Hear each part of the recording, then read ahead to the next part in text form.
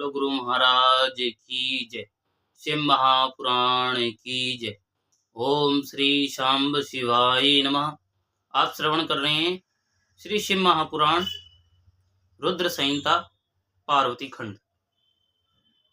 तो ब्रह्मा जी बोले कि हे तात, इसके बाद भाग्यवान एवं बुद्धिमान पर्वत श्रेष्ठ हिमालय ने सबको भोजन कराने के लिए आंगन को सजाया। उन्होंने अच्छी प्रकार से उसका मार्जन तथा लेपन कराया और अनेक प्रकार की सुगंधित वस्तुओं से आदरपूर्वक से अलंकृत कराया। तदंतर अपने पुत्रों तथा अन्य पर्वतों द्वारा शंकर जी सहित सभी देवगणों तथा अन्य लोगों को भोजन के लिए बुलवाया। हे मुने, हिमालय के आमंत्रण को सुनकर विष्णु तथा सभी देवता आदि के साथ वे प्रभु प्रसन्नता के साथ भोजन के लिए वहां गए और हिमालय ने प्रभु तथा उन सभी देव गणों का यथोचित सत्कार करके घर के भीतर उत्तम आसनों पर प्रसन्नता के साथ बैठाया और उन्हें अनेक प्रकार की सुभोज्य वस्तुओं को परोसकर नम्रता पूर्वक हाथ जोड़कर भोजन के लिए प्रार्थना की। उसके बाद विष्णु आदि सभी देवता हिमालय से इस प्रकार सम्मानित होकर सदाशिव को आगे कर भोजन करने लगे और उस समय सभी देवगण मिलकर एक साथ पंक्तिबद्ध होकर परस्पर हास्य करते हुए अलग अलग भोजन करने लगे। महाभाग, नंदी, भृंगी, वीरभद्र तथा वीरभद्र के गण पृथक होकर कौतूहल में भरकर भोजन करने लगे और अनेक प्रकार की शोभा से संपन्न महाभाग, इंद्र आदि लोकपाल तथा देवगण अनेक प्रकार के हास परिहास के साथ भोजन करने लगे। सभी मुनि, ब्राह्मण तथा भृगु आदि ऋषिगण आनंद के साथ पृथक पंक्ति में बैठकर भोजन करने लगे और इसी प्रकार चंडी के सभी गणों ने भी भोजन किया। वे भोजन करने के बाद प्रसन्नता पूर्वक कौतूहल करते हुए अनेक प्रकार के हास परिहास कर रहे थे। तो इस तरह विष्णु आदि उन सभी देवताओं ने आनंद के साथ भोजन किया। फिर आचमन करके विश्राम के लिए वे प्रसन्नता पूर्वक अपने अपने निवास स्थान को चले गए। इधर मैना की आज्ञा से सभी पतिव्रता स्त्रियां भक्ति पूर्वक शिव से प्रार्थना कर वास नामक परमानंद दायक निवास गृह में ले गईं। वहां पर मैना के द्वारा दिए गए मनोहर रतन के सिंहासन पर बैठकर प्रसन्नता पूर्वक शिवजी वास गृह को देखने लगे। वह गृह सैकड़ों जलते हुए रतन दीपकों से प्रकाशित तथा शोभा संपन्न था। वहां अनेक प्रकार के रत्नों के पात्र विराज रहे थे। उसमें स्थान स्थान पर मोती तथा मणियां लगी हुई थी। वह रत्नों के दर्पण की शोभा से युक्त था। वह श्वेत वर्ण के चमरों से मंडित था। उसमें मोतियों और मणियों की मालाएं लगी हुई थी। वह परम ऐश्वर्य से संपन्न, अनुपम, महादिव्य, विचित्र, अत्यंत मनोहर तथा चित्त को प्रसन्न करने वाला था और उसके प्रत्येक स्थल में नाना प्रकार की कारीगरी की गई थी। वह ग्रह शिव के द्वारा दिए गए वर का अतुलनीय प्रभाव प्रकट कर रहा था और शोभा से संपन्न होने के कारण उस ग्रह का शिवलोक नामकरण किया गया था। वह अनेक प्रकार के सुगंधित उत्तम द्रव्यों से सुवासित, उत्तम प्रकाश से युक्त, चंदन अगुरु युक्त तथा पुष्प की सैया से समन्वित था। वह ग्रह विश्वकर्मा के द्वारा रचित नाना प्रकार के चित्रों की विचित्रता से युक्त था। उसमें सभी उत्तम रत्नों के सारों से रचित श्रेष्ठ हारों के ढेर लगे हुए थे। कहीं देवताओं के लिए अत्यंत मनोहर वैकुंठ बना हुआ था और कहीं ब्रह्मलोक बना हुआ था, कहीं लोकपालों का पुर बना हुआ था, कहीं मनोहर कैलाश बना हुआ था, कहीं इंद्र का मंदिर बना हुआ था और कहीं सबके ऊपर शिवलोक सुशोभित हो रहा था। आश्चर्यचकित करने वाले ऐसे घर को देखकर शिवजी गिरिराज हिमालय की प्रशंसा करते हुए परम प्रसन्न हो गए और उसके बाद शिवजी ने परम रमणीय तथा उत्तम रतन पर्यंक पर प्रसन्न हो लीला पूर्वक शयन किया। हिमालय ने अपने सभी भाइयों को तथा अन्य लोगों को बड़े प्रेम से भोजन कराया तथा शेष कृत्य पूर्ण किया। इस प्रकार हिमालय को सब कार्य पूर्ण करते हुए एवं ईश्वर शिवजी के शयन करते हुए सारी रात बीत गई और प्रभात काल उपस्थित हो गया। तब प्रभात काल होने पर धैर्य एवं उत्साह से भरे हुए लोग अनेक प्रकार के बाजे बजाने लगे। विष्णु आदि सभी देवगण उठ गए और अपने इष्ट देव शंकर का स्मरण कर प्रसन्नता के साथ शीघ्रता से सर्जित होकर तैयार हो गए। अपने अपने वाहनों को सजाकर कैलाश जाने के लिए उत्सुक उन लोगों ने शिव जी के समीप धर्म को भेजा। तत्पश्चात नारायण की आज्ञा से निवास गृह में आकर योगीश्वर शंकर से सम्योचित वचन कहने लगे। धर्म बोले, हे भव, उठिए उठिए, आपका कल्याण हो। हे प्रमथाधिप, जनवासे में चलिए और वहां उन सभी को कृतार्थ कीजिए। ब्रह्मा जी बोले कि हे नारद, धर्मराज के इस वचन को सुनकर शिवजी हंसे और उन्होंने कृपा दृष्टि से धर्म की ओर देखा और शयन का परित्याग किया। वे हंसते हुए धर्म से कहने लगे, तुम आगे चलो, मैं भी वहां शीघ्र ही आऊंगा, इसमें संदेह नहीं है। अब ब्रह्मा जी बोले कि शंकर जी के द्वारा इस प्रकार कहे जाने पर धर्मराज जनवासे में गए और बाद में स्वयं प्रभु शंकर जी भी वहां जाने का विचार करने लगे। इसे जानकर स्त्रियां आनंद में भरकर वहां पहुंच गईं और शिव के दोनों चरणों को देखती हुई मंगलगान करने लगी। इसके बाद वे शिवजी लोकाचार प्रदर्शित करते हुए प्रातः कृत्य करके मैना एवं पर्वतराज से आज्ञा लेकर जनवासे में गए। हे मुने, उस समय महोत्सव होने लगा, वे ध्वनि होने लगी और लोग चारों प्रकार के बाजे बजाने लगे। शिवजी ने अपने स्थान पर आकर मुनियों को, मुझे तथा विष्णु को प्रणाम किया तथा देवता आदि ने भी लौकिक आचारवश उनकी वंदना की।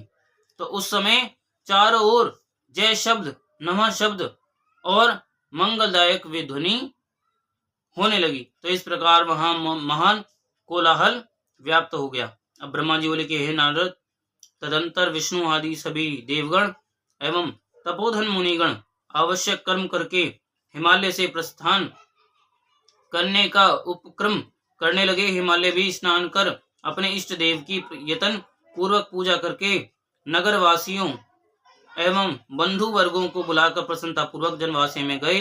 उन्होंने शंकर जी का विधिवत पूजन करके आनंद पूर्वक प्रार्थना की और आप इन सभी के साथ कुछ दिन तक मेरे घर पर निवास कीजिए। हे शंभु, आपके दर्शन से मैं कृतार्थ तथा धन्य हो गया हूँ, इसमें संशय नहीं है, जो कि आप देवताओं के साथ मेरे घर आए हैं।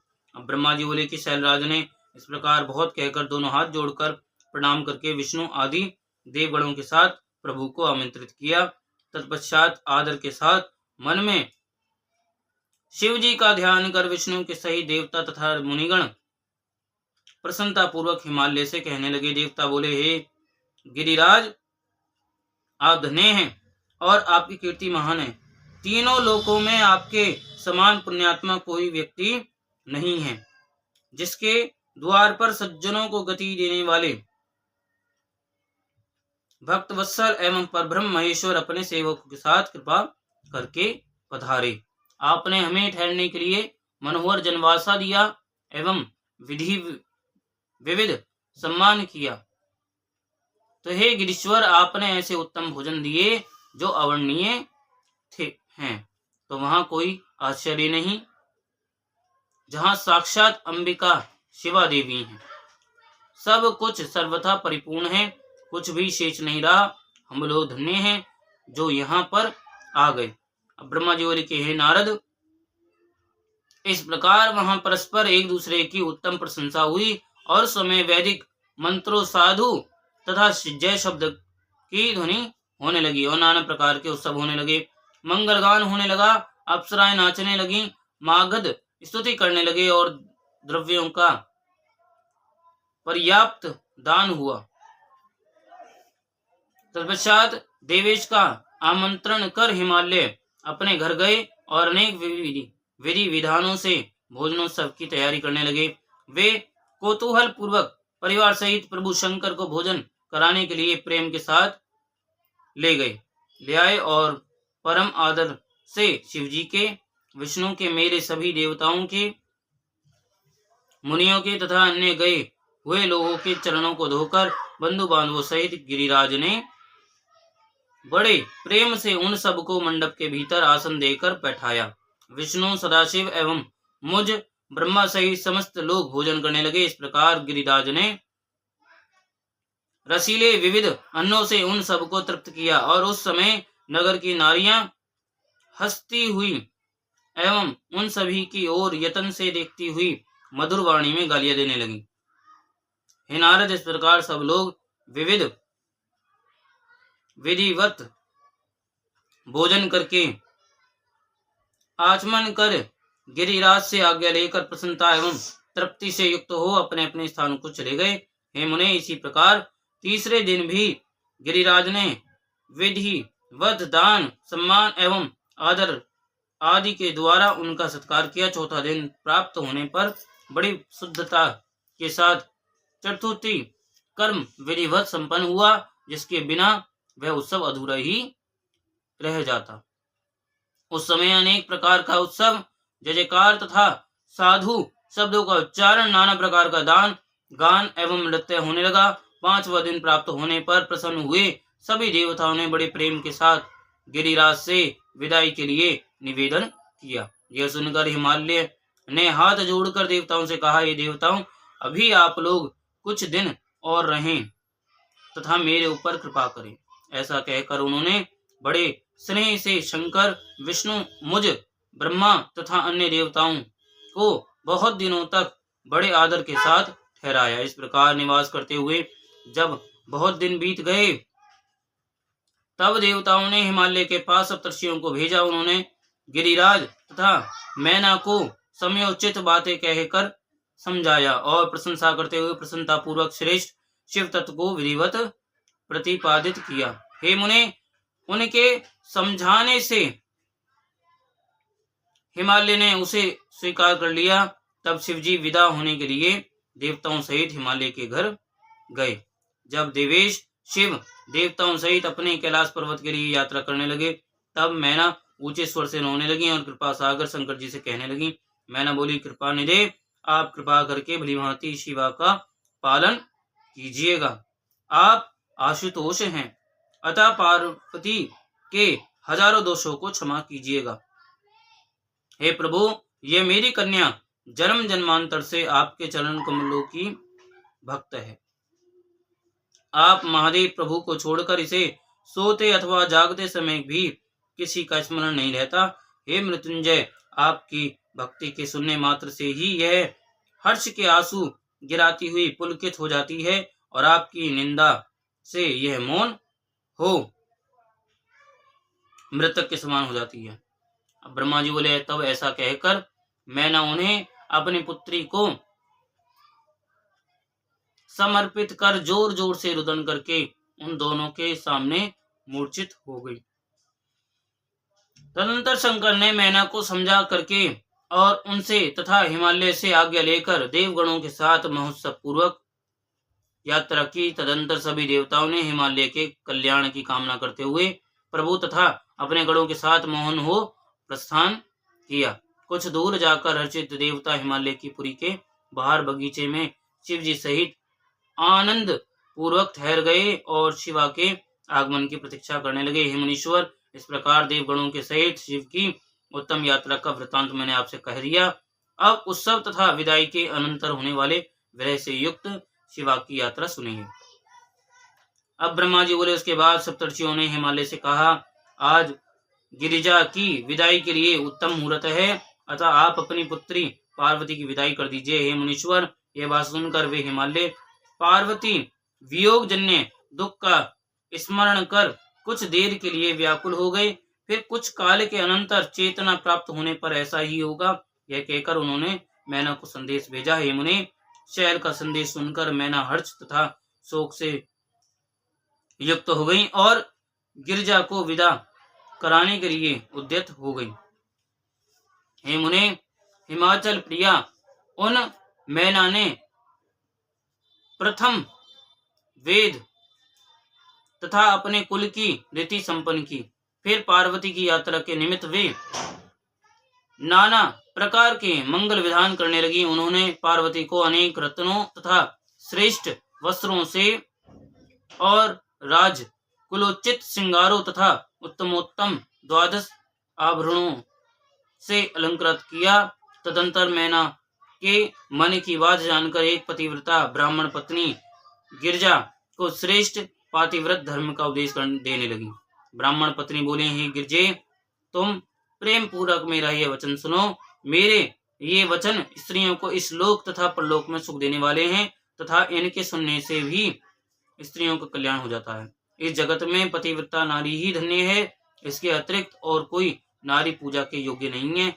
वह सब लोगों को पवित्र करने वाली तथा समस्त पापों को दूर करने वाली है। शिवे, जो स्त्री अपने स्वामी की परमेश्वर के समान सेवा करती है, वह यहाँ अनेक भोगों को भोगकर अंत में पति के साथ उत्तम गति को प्राप्त होती है। सावित्री, लोपामुद्रा, अरुंधति, शांडिल्या, शतरूपा, अनसुईया, लक्ष्मी, सुधा, सती, संज्ञा, सुमति, श्रद्धा, मैना और स्वाहा आदि बहुत सी पतिव्रताएं हैं, जिन्हें विस्तार के भय से यहाँ नहीं कह रही हूँ।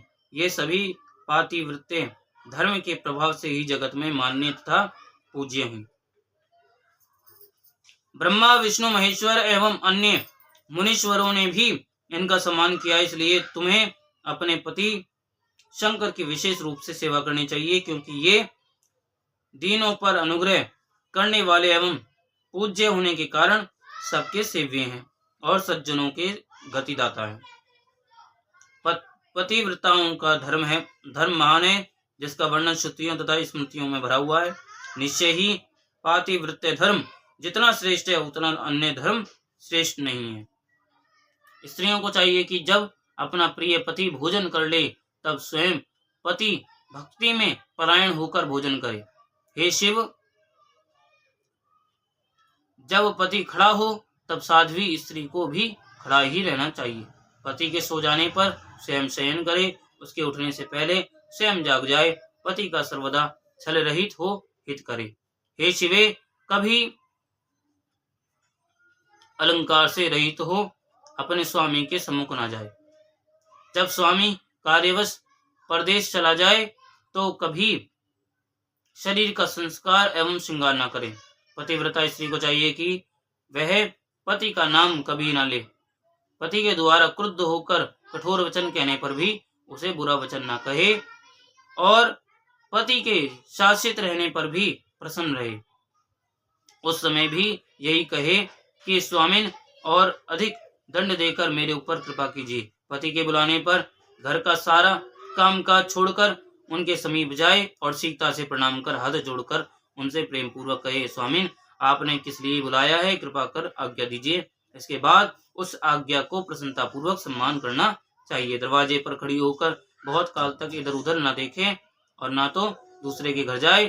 किसी का भेद लेकर किसी अन्य के सामने उसको प्रकाशित न करे। बिना कही पति के लिए पूजन की सामग्री प्रस्तुत करे और पति के हित के लिए निरंतर अवसर की प्रतीक्षा करती रहे। पति की आज्ञा के बिना कभी भी तीर्थ यात्रा के लिए न जाए और किसी समाज तथा उत्सव को देखने के लिए भी न जाए। जिस स्त्री को तीर्थ यात्रा की इच्छा हो, वह अपने स्वामी का चरणामृत लेकर संतुष्ट हो जाए, क्योंकि पति के चरणोदक में सभी तीर्थ एवं क्षेत्र निवास करते हैं, इसमें संदेह नहीं है। पति के भोजन करने के पश्चात उसका उच्छिष्ट जो भी इष्ट अनादि हो, उसे पति प्रदत्त महाप्रसाद समझकर पतिव्रता स्त्री भोजन करे। देवता, पितृ, अतिथि, सेवक, गो एवं भिक्षुक को बिना दिए अन्न का भोजन ना करे। घर की समग्र सामग्री ठीक तरह से रखे, नित्य उत्साह युक्त तथा सावधान रहे और अधिक व्यय न करे। इस प्रकार सर्वदा पातिव्रत्य धर्म का पालन करे। पति की आज्ञा के बिना कोई उपवास तथा व्रत न करे, अन्यथा उसका फल नहीं होता और उसे नरक की प्राप्ति होती है। सुख पूर्वक आनंद से बैठे हुए तथा अपनी इच्छा से रमण करते हुए पति को आवश्यक कार्य पड़ने पर भी न उठाए। पति कलीब, दुर्गति में पड़ा हुआ, वृद्ध, रोगी, सुखी अथवा दुखी, चाहे जैसा ही क्यों न हो, उसका अपमान न करे। मासिक धर्म प्राप्त हो जाने पर आरंभ से 3 रात्रि पर्यंत अपना मुख पति को न दिखाए, और जब तक चौथे दिन स्नान से शुद्ध न हो, अपना शब्द भी न सुनाए। ऋतु स्नान करने के पश्चात पति का ही मुख देखे और कभी अन्य का मुख न देखे, अथवा पति के न होने पर पति का ध्यान कर सूर्य का दर्शन करे। पति के आयुष्य की इच्छा करने वाली पतिव्रता स्त्री को हरिद्रा, कुमकुम, सिंदूर, काजल, कुरपासक, तांबुल, मांगलिक आभूषण, केशों का संस्कार, केश पास बनाना, हाथ में कंगन एवं कानों में कर्णफूल नृत्य धारण करना चाहिए। इसका परित्याग कभी किसी भी अवस्था में न करे। धोबन, वंध्या, व्यभिचारिणी, सन्यासिनी अथवा दुर्भाग्य युक्त स्त्री से कभी मित्रता न करे। जो स्त्री अपने पति से द्वेष करती हो, उससे बातचीत न करे। कभी अकेली न रहे और न नग्न होकर कभी स्नान करे। ओखली, मूसल, बुहारी, सील, लोढ़ा तथा देहली पर सती स्त्री कभी न बैठे। सहवास के अतिरिक्त और किसी समय पति से दुष्टता न करे। अपना पति जिससे प्रेम करे उसी से प्रेम करे। पति के प्रसन्न होने पर प्रसन्न रहे, पति के दुखी होने पर दुखी रहे तथा पति के प्रिय में ही अपना प्रिय समझे। इस प्रकार पतिव्रता स्त्री सदैव पति के हित की इच्छा करे। पतिव्रता स्त्री सदैव संपत्ति तथा विपत्ति दोनों अवस्थाओं में एक रूप रहे। विकार उपस्थित होने पर कभी विकृत न हो और सदैव धैर्य धारण करे। घी, नमक, तेल आदि के न होने पर भी पतिव्रता स्त्री पति से नहीं है ऐसा न कहे और पति को किसी असाध्य कार्य में नियुक्त न करे। ब्रह्मा, विष्णु तथा शिव से भी अधिक पति का महत्व है। हे देवेशी, पतिव्रता अपने पति को साक्षात शिव स्वरूप ही समझे। पति की आज्ञा का उल्लंघन करके जो स्त्री व्रत, उपवास तथा नियम आदि का आचरण करती है, वह अपने पति की आयु का हरण करती है और मरने पर नरक प्राप्त करती है। जो स्त्री क्रुद्ध होकर पति के कुछ कहने पर उसका प्रत्युत्तर करती है, वे ग्राम की निर्जन वन में होती है। स्त्री को चाहिए कि वह पति से ऊंचे स्थान पर न बैठे, दुष्टों के समीप न जाए और कभी भी पति से कातर वाक्य न कहे, किसी की निंदा या आक्षेप युक्त बात न कहे, दूर से ही कलह का परित्याग करे। गुरुजनों के समीप कभी जोर से न बोले और न जोर से हंसे। पति को बाहर से आया हुआ देखकर सीखता से अन्न, जल, भोजन, तांबुल, वस्त्र, पाद, संवाहन, खेर दूर करने वाले मीठे वचन के द्वारा जो स्त्री अपने स्वामी को प्रसन्न रखती है, मानो उसने त्रिलोक को प्रसन्न कर लिया। माता, पिता, पुत्र, भाई तो स्त्री को बहुत थोड़ा ही सुख देते हैं, परंतु पति तो अपरिमित सुख देता है। इसलिए स्त्री को चाहिए कि वह पति का सदैव पूजन करे। पति ही देवता, गुरु, भ्राता, धर्म, तीर्थ एवं व्रत आदि सब कुछ है। इसलिए सब कुछ छोड़कर एकमात्र पति की ही पूजा करे। जो दुष्ट स्त्री अपने पति को छोड़कर एकांत में दूसरे के पास जाती है, वह वृक्ष के कोठर में रहने वाली उलूकी होती है। जो स्वामी के द्वारा ताड़न करने पर स्वयं भी ताड़न करना चाहती है, वह वृषभ वक्षणी व्याघ्री होती है। जो अपने पति को छोड़कर अन्य से कटाक्ष करती है, वह केकराक्षी होती है। जो अपने पति को बिना दिए मिष्ठान खा लेती है, वह ग्राम सुकरी अपनी विष्ठा खाने वाली बकरी होती है। जो अपने पति को तू कहकर बोलती है, वह जन्मांतर में गूंगी होती है। और जो अपनी सपत्नी से ढाक करती है, वह बारंबार विधवा होती है। जो अपने स्वामी की दृष्टि बचाकर किसी अन्य पुरुष को देखती है, वह काणी, कुमुखी तथा कुरूपा होती है। जैसे जीव के बिना देह क्षण मात्र में अशुचि हो जाता है, उसी प्रकार अपने स्वामी के बिना स्त्री अच्छी तरह स्नान करने पर भी अपवित्र ही रहती है। इस श्लोक में उसकी माता धन्य है और उसके पिता भी धन्य है तथा उसका वह पति भी धन्य है जिसके घर में पतिव्रता स्त्री का वास होता है। पतिव्रता स्त्री के पुण्य से उसके पितृवंश, मातृवंश तथा पतिवंश के तीन तीन पूर्वज स्वर्ग में सुख भोगते हैं। दुराचरणी स्त्रियां अपने दुराचरण के द्वारा माता पिता तथा पति इन तीनों कुलों को नरक में गिराती हैं और वे इस लोक तथा परलोक में सदैव दुखी रहती हैं। पतिव्रता के चरण जहाँ जहाँ पड़ते हैं वहाँ वहाँ की पृथ्वी सदा पाप का हरण करने वाली तथा अत्यंत पवित्र हो जाती है। सर्वव्यापक सूर्य, चंद्रमा तथा वायु भी अपनी पतिव्रता के लिए ही पतिव्रता का स्पर्श करते हैं, अन्य किसी कारण से नहीं। जल तो सदैव पतिव्रता का स्पर्श चाहते हैं। वे कहते हैं कि आज इस पतिव्रता के स्पर्श से हमारी जड़ता नष्ट हो गई और हमें दूसरे को पवित्र करने की योग्यता प्राप्त हुई। भार्य ग्रह ग्रस्त का मूल है, भार्य ही सुख का मूल है।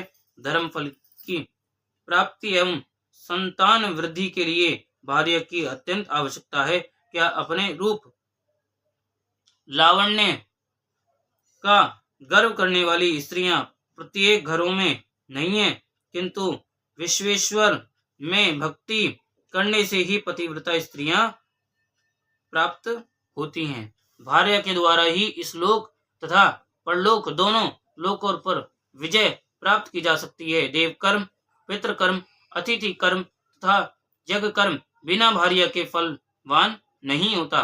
ग्रस्त उसी को कहते हैं जिसके घर में पतिव्रता स्त्री का निवास है। अन्य स्त्रियां तो प्रतिदिन जरा राक्षसी के समान पुरुष को ग्रस्ती रहती हैं। जिस प्रकार गंगा स्नान से शरीर पवित्र हो जाता है, उसी प्रकार पतिव्रता स्त्री के दर्शन मात्र से सब कुछ पवित्र हो जाता है। गंगा तथा पतिव्रता स्त्री में कोई भेद नहीं है। वे दोनों स्त्री पुरुष शिव तथा पार्वती के तुल्य हैं। अतः बुद्धिमान पुरुष को उनका पूजन करना चाहिए। पति ओंकार है तो स्त्री श्रुति वेद है, पति तप है तो स्त्री क्षमा है, स्त्री सत्क्रिया है तो पति उसका फल है। शिवे, इस प्रकार के दंपति धन्य हैं। हे पार्वती, इस प्रकार से मैंने तुमसे पातिव्रत्य धर्म का निरूपण किया। अब उन पतिव्रताओं के भेद सावधानी के साथ प्रेम पूर्वक सुनो। उत्तम आदि के भेद से पतिव्रता स्त्रियां चार प्रकार की कही गई हैं, जिनके स्मरण से पाप नष्ट हो जाते हैं। उत्तम, मध्यम, निकृष्ट तथा अति निकृष्ट, ये चार भेद पतिव्रताओं के होते हैं। अब मैं उनका लक्षण कर रहा हूं, सावधान होकर उसका श्रवण करो। जिसका मन संपन्न में भी अपने पति को ही देखता है और कभी पर पति में नहीं जाता है भद्रे, वह उत्तम पतिव्रता कही गई है। जो दूसरों के पतियों को पिता, भ्राता और पुत्र के समान सद्बुद्धि से देखती है, हे पार्वती, वह मध्यम पतिव्रता कही गई है। हे पार्वती, जो स्त्री मन में अपना धर्म समझकर व्यभिचार नहीं करती, वह सुंदर चरित्र वाली स्त्री निकृष्ट पतिव्रता अधमा कही गई है। जो मन में इच्छा रहते हुए भी पति एवं कुल के भय से व्यभिचार नहीं करती, उसको पुरातन लोगों ने अति निकृष्ट पतिव्रता कहा है। हे शिवे, ये चारों प्रकार की पतिव्रताएं पाप हरण करने वाली हैं और संपूर्ण लोगों को पवित्र करने वाली हैं और इस लोक और परलोक में आनंद प्रदान करने वाली हैं। पातिव्रत्य के प्रभाव से ही अत्रि प्रिया अनसुईया ने तीनों देवताओं की प्रार्थना पर वराह के शाप से मरे हुए ब्राह्मण को जीवन दान दिया था। हे शिवे, ऐसा जानकर तुमको नित्य प्रेम पूर्वक अपने पति की सेवा करनी चाहिए, क्योंकि हे शैलपुत्री, ऐसा करने से तुम्हारे संपूर्ण मनोरथ पूर्ण होंगे। तुम तो साक्षात जगत की माता तथा महेश्वरी हो और जगत पिता महेश्वर तुम्हारे साक्षात पति हैं। तुम्हारे नाम के स्मरण मात्र से स्त्रियां पतिव्रता होंगी। हे देवी, तुम्हारे आगे इस कथन से क्या प्रयोजन? फिर भी हे शिवे, संसार के आचरण के अनुसार मैंने तुम्हें यह सब कहा है। ब्रह्मा जी बोले, इस प्रकार कहकर वह द्विज पत्नी भगवती को प्रणाम कर मौन हो गई और उस उपदेश के श्रवण से शंकर प्रिया शिवा अत्यंत प्रसन्नचित हो गई। तो ब्रह्मा जी बोले कि हे नारद, इस प्रकार ब्राह्मणी ने देवी पार्वती को पातिव्रत्य धर्म का उपदेश देकर मैना को बुलाकर कहा, अब इनकी यात्रा की तैयारी कीजिए। मैना ने भी तथास्तु कहा और वे प्रेम से विभोर हो गई। तदंतर धैर्य धारण कर काली को बुलाकर उसके विरह से व्याकुल हो उठी और समय वे मैना पार्वती को बारंबार गले लगाकर ऊंचे स्वर में रोने लगी और पार्वती भी दीन वचन कहती हुई ऊंचे स्वर से रोने लगी। शोक व्यथित होकर शैलप्रिया मैना और पार्वती मूर्छित हो गईं। पार्वती के रोने के शब्द से सभी देव पत्नियां भी अपनी सुध-बुध खो बैठी और उस समय सभी देव स्त्रियां रोने लगीं तथा अचेत हो गई। विदा होते हुए स्वयं योगेश्वर भी रो पड़े। तब दूसरों की तो बात ही क्या। तो इसी समय बड़ी शीघ्रता के साथ हिमालय भी अपने सभी पुत्रों, मंत्रियों तथा अन्य ब्राह्मणों के साथ वहां आ पहुंचे और उस समय हिमालय भी पार्वती को गोद में लेकर मोहवश रोने लगे। हे वत्से, इस घर को सुनने कर तुम कहाँ जा रही हो? इस प्रकार कह करके वे बारंबार रोने लगे। तब ब्राह्मणों के साथ उनके ज्ञानी तथा श्रेष्ठ पुरोहित ने उन पर कृपा कर अध्यात्म विद्या का उपदेश देकर उन्हें समझाया। महामाया पार्वती ने विदाई के समय माता पिता तथा गुरुजनों को भक्ति पूर्वक प्रणाम किया और वे लोकाचार वश जोर जोर से रोने लगी। पार्वती के रोने से वहां उपस्थित सभी स्त्रियां, मैना, सगे संबंधी अन्य भी रोने लगे। इस प्रकार पार्वती की माता, सगे संबंधी तथा अन्य स्त्रियां, भाई, पिता तथा सखियां अत्यंत प्रेमवश बार बार रोते रहे। उस समय ब्राह्मणों ने आकर सबको आदर पूर्वक समझाया और कहा कि यात्रा के लिए सुखदायक लगन वेला आ गई है। तब हिमालय ने मैना को धीरज बंधाया और स्वयं विवेक युक्त होकर पार्वती के चढ़ने के लिए शिविका मंगवाई। तदंतर ब्राह्मण स्त्रियों ने पार्वती को पालकी में बिठाया, चढ़ाया और माता पिता, ब्राह्मण आदि सबने आशीर्वाद प्रदान किए और मैना और हिमालय ने महारानियों के योग्य उपचार पार्वती को प्रदान किए। अन्यों के लिए सर्वथा दुर्लभ द्रव्य समूह दिए। हे मुने, पार्वती ने अपने माता पिता, गुरुजन, ब्राह्मण, पुरोहित, संबंधी एवं स्त्रियों को प्रणाम करके प्रस्थान किया। परम विद्यमान बुद्धिमान हिमालय भी अपने पुत्रों के साथ प्रेम से विभोर होकर पालकी के साथ चले और वहां पहुंचे जहां सभी देवता ठहरे हुए थे। तत्पश्चात सभी लोगों ने भक्ति से सदाशिव को प्रणाम किया, प्रशंसा करते हुए अपने नगर को चल दिए। और तब पार्वती के कैलाश पहुंचते ही सभी लोगों ने बहुत बड़ा उत्सव किया। शिवजी ने पार्वती के साथ अपने स्थान पर पहुंचकर कहा, हे देवेशी, मैं तुम्हें पूर्व जन्म का स्मरण करा रहा हूं और यदि तुम अपनी लीला से उसे स्मरण करती हो तो बताओ, तुम तो आज से नहीं जन्म जन्मांतर से मेरी प्राण प्रिया हो। ब्रह्मा जी बोले, इस प्रकार अपने स्वामी महेश का वचन सुनकर हंसती हुई शिवा प्रिय पार्वती कहने लगी। पार्वती बोले, हे प्राणेश्वर, मुझे सभी बातों का स्मरण है, किंतु हे भव, इस समय आप चुप रहिए और आज जो कार्य उपस्थित है उसी को शीघ्र कीजिए। आपको नमस्कार है। ब्रह्मा जी बोले, इस प्रकार प्रिया पार्वती के सैकड़ों सुधा धाराओं के समान वचन को सुनकर विश्वेश्वर प्रसन्न हो गए और लौकिकाचार में संलग्न हो गए। शिव जी ने अनेक प्रकार की भोजन सामग्री एकत्रित कर नारायण आदि सभी देवगणों को नानाविध मनोहर भोज्य वस्तुओं का भोजन कराया। उन्होंने अपने विवाह में आए हुए सभी लोगों को यथा योग्य विधिवत उत्तम रस से संपन्न भोजन कराया। तब भोजन करके नाना रत्नों से विभूषित सभी देवताओं ने अपनी स्त्रियों तथा गणों के साथ चंद्रशेखर को प्रणाम किया और तदंतर उन्होंने प्रिय वचनों द्वारा प्रसन्नता पूर्वक शिव जी की स्तुति करते हुए उनकी परिक्रमा की। विवाह की प्रशंसा करते हुए वे सभी अपने अपने स्थानों को चले गए। हे मुने, शिव जी ने मुझे तथा विष्णु जी को उसी प्रकार प्रणाम किया जैसे लोकाचार से विष्णु जी कश्यप को प्रणाम करते हैं। मैंने उन्हें गले लगाकर उनको आशीर्वाद दिया।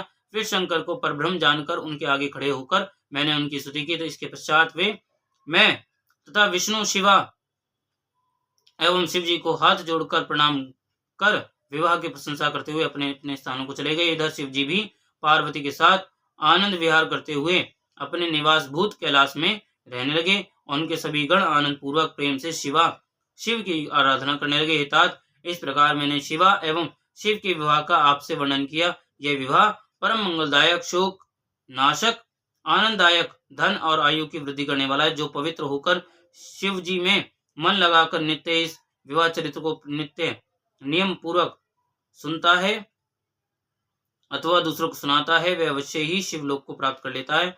मेरा कहा हुआ यह आख्यान अद्भुत, मंगल का धाम, सभी विघ्नों का नाश करने वाला, समस्त व्याधियों को दूर करने वाला, यश देने वाला, स्वर्ग देने वाला, आयु प्रदान करने वाला, पुत्र पौत्रों को बढ़ाने वाला, सभी कामनाओं को सिद्ध करने वाला, भोग मोक्ष देने वाला, अब मृत्यु को दूर करने वाला, महाशांति प्रदान करने वाला, कल्याणकारक, समस्त दुख संपन्नों को शांत करने वाला और बुद्धि ज्ञान आदि की वृद्धि करने वाला है। अपने शुभ की इच्छा रखने वाले लोगों को सभी कल्याणकारक उत्सवों में प्रयत्न पूर्वक प्रेम के साथ शिव को संतुष्ट करने वाले इस आख्यान का पाठ करना चाहिए। विशेष रूप से देवता आदि की प्रतिष्ठा के समय और शिव के सभी कार्यों के प्रारंभ में प्रेम से इस आख्यान का पाठ करना चाहिए। जो पवित्र होकर शिव के इस चरित्र को सुनता है उसके सभी कार्य सिद्ध हो जाते हैं। ये सत्य सत्य, इसमें संशय नहीं है। बोलो उमापति महादेव की जय, शिव महापुराण की जय। ओम श्री सांब शिवाय नमः। ओम श्री सांब शिवाय नमः। ओम श्री सांब शिवाय नमः।